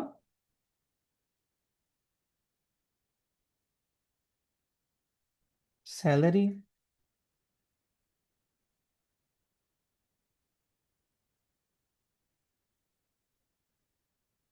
इथे आहे माझ्याकडे मॅनेजर, त्या डिपार्टमेंटचा मॅनेजर कोण आहे. ठीक आहे, फाईन. आता माझ्याकडे हे जे 3 डेटाबेस आहे किंवा माझ्याकडे हे 3 टेबल्स आहे, आता यांच्यामध्ये हे रिलेशनशिप क्रिएट कसं होणार है ना. तर त्याच्यासाठी मला RDBMS काय हेल्प करतो की जेव्हा तुम्ही हे टेबल्स क्रिएट करणार आणि या टेबलमध्ये तुम्ही काहीतरी डेटा इन्सर्ट करणार, राईट. आता आपण समजा नेक्स्ट सेशनमध्ये आपण डेटाबेस क्रिएट करू, टेबल क्रिएट करू, देन त्याच्यानंतर आपण त्याच्यामध्ये डमी डेटा ऍड करू है ना. तर तो आपण त्या डेटाचं काहीतरी एक स्ट्रक्चर आपल्याकडे असेल. जसं की माझ्याकडे मी काय करतो, एक टेम्पररी काही कस्टमर घेतो. इथे अमित घेतो, इथे घेतो शुभम, इथे घेतो स्वप्नील, इथे घेतो ओमकार, इथे घेतो गौरव. ठीक आहे, देन इथे मी काहीतरी कॉन्टॅक्ट नंबर ऍड करतो. ओके, देन मी इथे ऍड्रेसमध्ये काहीतरी टाकतो की पुणे, मुंबई, चेन्नई, देन इथे टाकतो मी बँगलोर, इथे टाकतो मी परत चेन्नई. ओके, हा माझा काय झाला, डेटा झाला. आता मी याला काय करतो, याला बोल्ड करतो समजण्यासाठी. याला पण बोल्ड करतो, याला पण बोल्ड करतो. ओके, आता माझ्याकडे काय आहे की आता हे जे कस्टमर्स आहेत यांनी काहीतरी परचेस केलंय आणि ह्या परचेसचा टेबल आहे. ठीक आहे, आता इथे काय होऊ शकतं की ह्या परचेस लिस्टच्या जागेवरती मी काय करतो की असं तुम्हाला समजलं की ते परचेस करत आहे, तर इथे त्यांचा काय असेल, ऑर्डर आय डी असेल है ना. त्यांनी काहीतरी ऑर्डर केलं असेल. सो इथे मी काय करतो की order I D 1200, order I D हा कधी रिपीट होऊ शकतो का, नाही, का नाही होऊ शकत ते आपण नेक्स्ट सेशनला बघूया. 1300, आता इथे मी घेतो 1400, इथे घेतो मी 1500, इथे घेतो मी 1600. ठीक आहे, आता डिलिव्हरी ॲड्रेस आता परत सेम मी कॉपी करतो, इथे पेस्ट करतो है ना, कारण सेम यांचंच ते ऑर्डर आहे. आता टोटल कॉस्ट काहीतरी राहू शकते. ओके,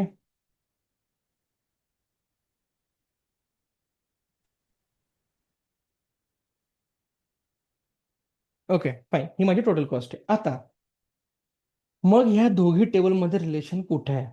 ओके, का, कारण RDBMS काय म्हणतो की तुम्हाला एकमेकांशी कनेक्ट करायचंय, तुम्हाला एक रिलेशनशिप क्रिएट करायचं आहे. ठीक आहे, सो आता मला रिलेशनशिप जर ह्या 2 डेटाबेसमध्ये, 2 टेबलमध्ये, 2 डेटा सेटमध्ये जर मला करायची असेल, तर त्याच्यासाठी माझ्याकडे काय पाहिजे, एक काहीतरी पाहिजे की ज्याच्यामध्ये ती इन्फॉर्मेशन कॉमन असेल. ओके, ओके, आता माझ्याकडे इन्फॉर्मेशन कॉमन काय असू शकते की लाईक मी काय करतो की ह्या कस्टमरचा एक आय डी क्रिएट करतो है ना. आता समजा मी इथे कस्टमर आय डी क्रिएट केला. ओके, आणि हा कस्टमर आय डी काय असेल, हा युनिक असेल, राईट. हा रिपीट असू शकत नाही, का, कारण कस्टमरचं नेम हे डुप्लिकेट राहू शकतं, बट कस्टमरचा आय डी हा डुप्लिकेट असू शकत नाही.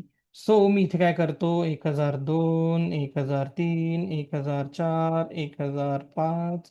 ओके, हे माझे काय झाले कस्टमरचे आय डी. ओके, आता जेव्हा ह्या कस्टमरने काहीतरी ऑर्डर केलेलं असेल तर ती इन्फॉर्मेशन इथे पण जायला पाहिजे.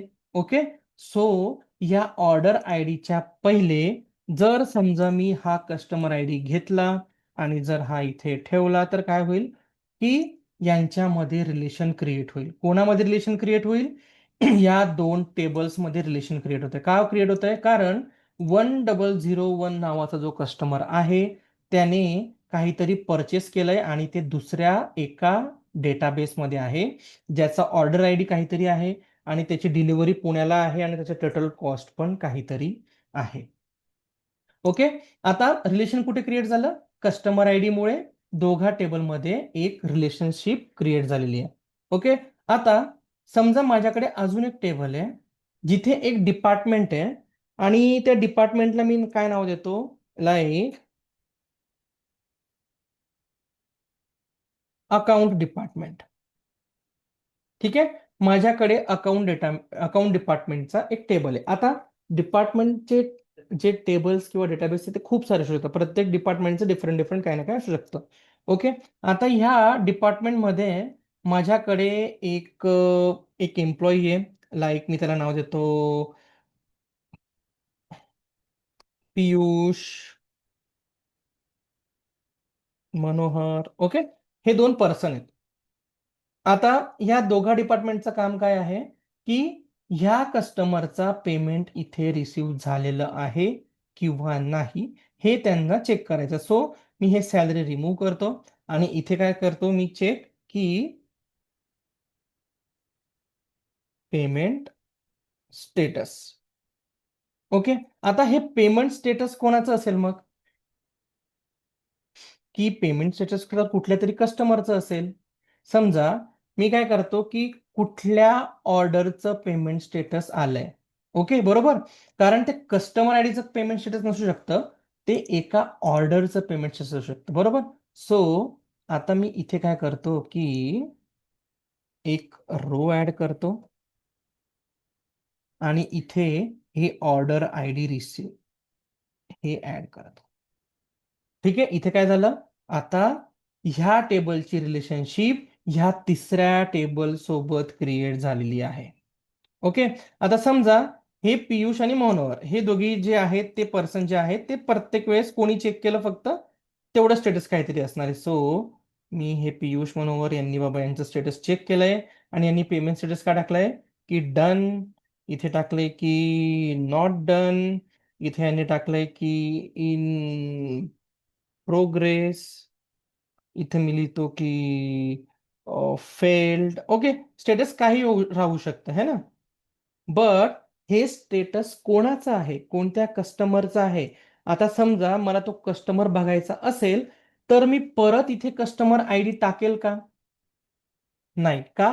कारण ते तुमचं एक जास्त एक स्पेस घेईल किंवा डेटा मॅनेजमेंट सिस्टीम प्रमाणे किंवा डेटाची ॲक्युरसी किंवा असं समजा की खूप जास्त मला स्टोरेज माझं वाया घालवायचं नाहीये.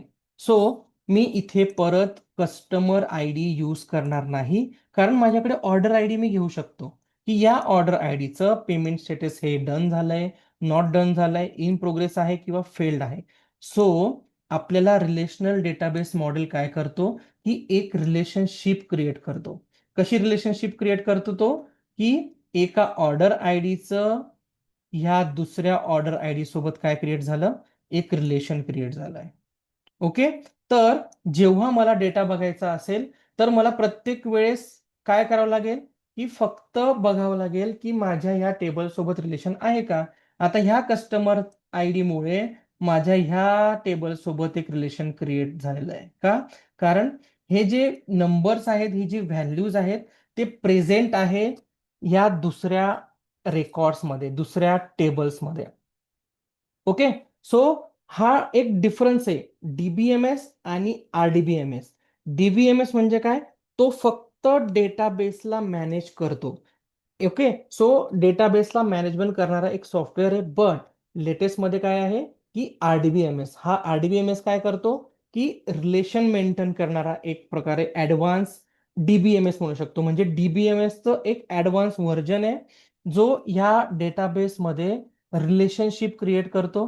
आणि अ, असं प्रत्येक वेळेस नाहीये की प्रत्येक टेबलमध्ये सेम रिलेशनशिप असेल. ओके, जसं की आता तुम्ही ह्या सेकंड टेबलमध्ये बघितलं की इथे रिलेशनशिप जी क्रिएट झालेली आहे ना ती ऑर्डर आयडी मुळे क्रिएट झालेली आहे, ती कस्टमर आयडी मुळे क्रिएट झालेली नाहीये. तर इथे कस्टमर आयडी हा इम्पॉर्टंट नाहीये. ठीक आहे. बर, इथे ह्या ज्या दोन टेबलमध्ये जे रिलेशनशिप क्रिएट झाली आहे ती कस्टमर आयडी मुळे क्रिएट झाली आहे. का? कारण आपण कस्टमरच्या इन्फॉर्मेशन टेबलमध्ये ऑर्डर आय डी ऍड करू शकत नाही. ती एका प्रॉपर ऑर्डर आय डीच्याच टेबलमध्ये असेल किंवा एका ऑर्डर टेबलमध्येच असेल. आता ती का असेल, कशी येऊ शकते, आपण हे सगळं काही नेक्स्ट सेशनमध्ये बघणार आहेत, जेव्हा आपण डेटाबेस क्रिएट करू, टेबल्स क्रिएट करू, एव्हरीथिंग. ठीक आहे. सो हा फरक आहे. डीबीएमएस मध्ये तो डेटाबेस मॅनेज करतो, बट आरडीबीएमएस हा रिलेशनशिप मेंटेन करतो. एक ऍडव्हान्स डीबीएमएस आहे तो. ठीक आहे. फाईन. सो असं समजू शकतात की तुम्ही प्रत्येक आरडीबीएमएस हा एक डीबीएमएसचं काम करतो, बट प्रत्येक डीबीएमएस हा आरडीबीएमएसचं काम करत नाही. कारण डीबीएमएस मध्ये रिलेशनशिप असणं इम्पॉर्टंट नाहीये, बट आरडीबीएमएस मध्ये रिलेशनशिप असणं खूप जास्त इम्पॉर्टंट आहे. ठीक आहे. सो असं समजू शकता की तुम्ही एसक्यूएल मध्ये रिलेशन म्हणजे काय जर तुम्हाला विचारलं तर असं समजू शकतात की एक टेबल आहे बस, आणि त्या टेबलचं रिलेशन मल्टिपल टेबल सोबत आहे. ओके. आता टेबल म्हणजे काय मग? टेबल म्हणजे असं समजा की रो आणि कॉलमचं कलेक्शन म्हणजे टेबल. आता रो म्हणजे काय की तुमच्याकडे बघा हे जे आहेत, हे सगळे जे आहेत अशा फॉर्मॅट हे रोज आहेत. ओके. हे रोज, ज्याला आपण एक वर्ड आहे टपल वर्ड, ज्याच्यावर आपलं एक सेशन होईल. ओके. तर याला टपल्स पण म्हणतात आणि याला रोज पण म्हणतात. ठीक आहे. हे जे सगळी इन्फॉर्मेशन स्टोअर जी होते ना ती रोज मध्ये होते. आणि कॉलम्स म्हणजे काय की हे बघा हे जे सगळे आहेत हे सगळे तुमचे कॉलम्स आहेत. ओके. जर तुम्ही 10th और 12th मध्ये एक्स एक्सिस वाय एक्सिस बघितला असेल तर सेम एक्स एक्सिस आणि Y axis. Okay, one is why आणि वन इज एक्स एक्सिस. ठीक आहे. सो ह्या फॉर्मॅटमध्ये तुमचा जो डेटा आहे तो स्टोअर होत असतो. ओके. सो मग त्याच्यामध्ये कितीही कॉलम्स असू द्या, कितीही रोज असू द्या, नॉट अन इश्यू. ठीक आहे. सो डिफरन्स फक्त एवढाच आहे की एक्सेलमध्ये आपण बघतो की कॉलम्स असतात, रोज असतात, सेल्स असतात. पण जेव्हा आपण एक प्रकारे डेटाबेसचा एक लॉजिकल व्ह्यू बघतो ते अशा टेबलमध्येच असतं. ठीक आहे. आता डेटाबेसमध्ये पण दोन व्ह्यूज असतात, एक लॉजिकल आणि एक फिजिकल. ठीक आहे. आता असं समजा की डेटाबेसमध्ये पण टेबल जवळपास असंच सेम असतो. ओके. बट त्याच्यामध्ये काय असतं की जे डेटाबेस मधला जो रो असतो त्याला आपण टपल म्हणतो. ठीक आहे. आता टपल म्हणजे काय की समजा ही कस्टमर आयडी आहे आणि त्याची इन्फॉर्मेशन 1001 आहे, ऑर्डर आयडी 1200 आहे, डिलिव्हरी ऍड्रेस पुणे आहे, टोटल कॉस्ट 12,000 आहे. ठीक आहे. आता ही इन्फॉर्मेशन जी स्टोअर झालेली आहे ना तर ही टपल मध्ये इन्फॉर्मेशन स्टोअर झाली आहे. ठीक आहे. बट कॉलम मध्ये काय येणार? कॉलम म्हणजे ऍट्रिब्यूट. आता टपल आणि ऍट्रिब्यूट याच्यावर आपण सेपरेट सेशन तर घेणारच आहे, बट कॉलम म्हणजे काय की असं समजा की टेबलमध्ये जी ही व्हर्टिकल इन्फॉर्मेशन ज्या आहेत याच्यामध्ये हे customer ID, order ID, delivery address, total cost, हे कॉलम असं म्हणतात की याला ऍट्रिब्यूट तुम्हाला म्हणायचं आहे. ठीक आहे. बट हे कॉलम्स आहेत. आता ऍट्रिब्यूट म्हणजे काय? Column is equal to attribute, हे दोघी पण सेम आहेत. बट ऍट्रिब्यूट मध्ये इन्फॉर्मेशन जी असते मल्टिपल टाईपची ती खूप मोठी असू शकते. आणि टपल मध्ये काय असतं की जो डेटा स्टोअर होतो तो एका कस्टमर आयडीचा डिफरंट डेटा असतो. जसं की टपल मध्ये जर व्ह्यू करायला गेला, जर तुम्ही एखाद्या कस्टमरची इन्फॉर्मेशन काढली तर तो दिसेल कसं तुम्हाला की 1001 कस्टमरचा एक आयडी आहे, एक डिलिव्हरी ऍड्रेस आहे आणि टोटल कॉस्ट आहे. बट जर तुम्ही कॉलम व्ह्यू मध्ये बघायला गेलात तर तो कसा दिसेल की तो तुम्हाला फक्त ऑर्डर आयडी दाखवेल सगळ्यांची. ठीक आहे. म्हणजे तुम्हाला फक्त तिथे ऑर्डर आयडी दिसतील. ओके. फाईन. सो आता आपण बघूया की लॉजिकल व्ह्यू आणि फिजिकल व्ह्यू बद्दल मग काय. ठीक आहे. आता असं समजा की तुमच्याकडे एक डेटाबेस आहे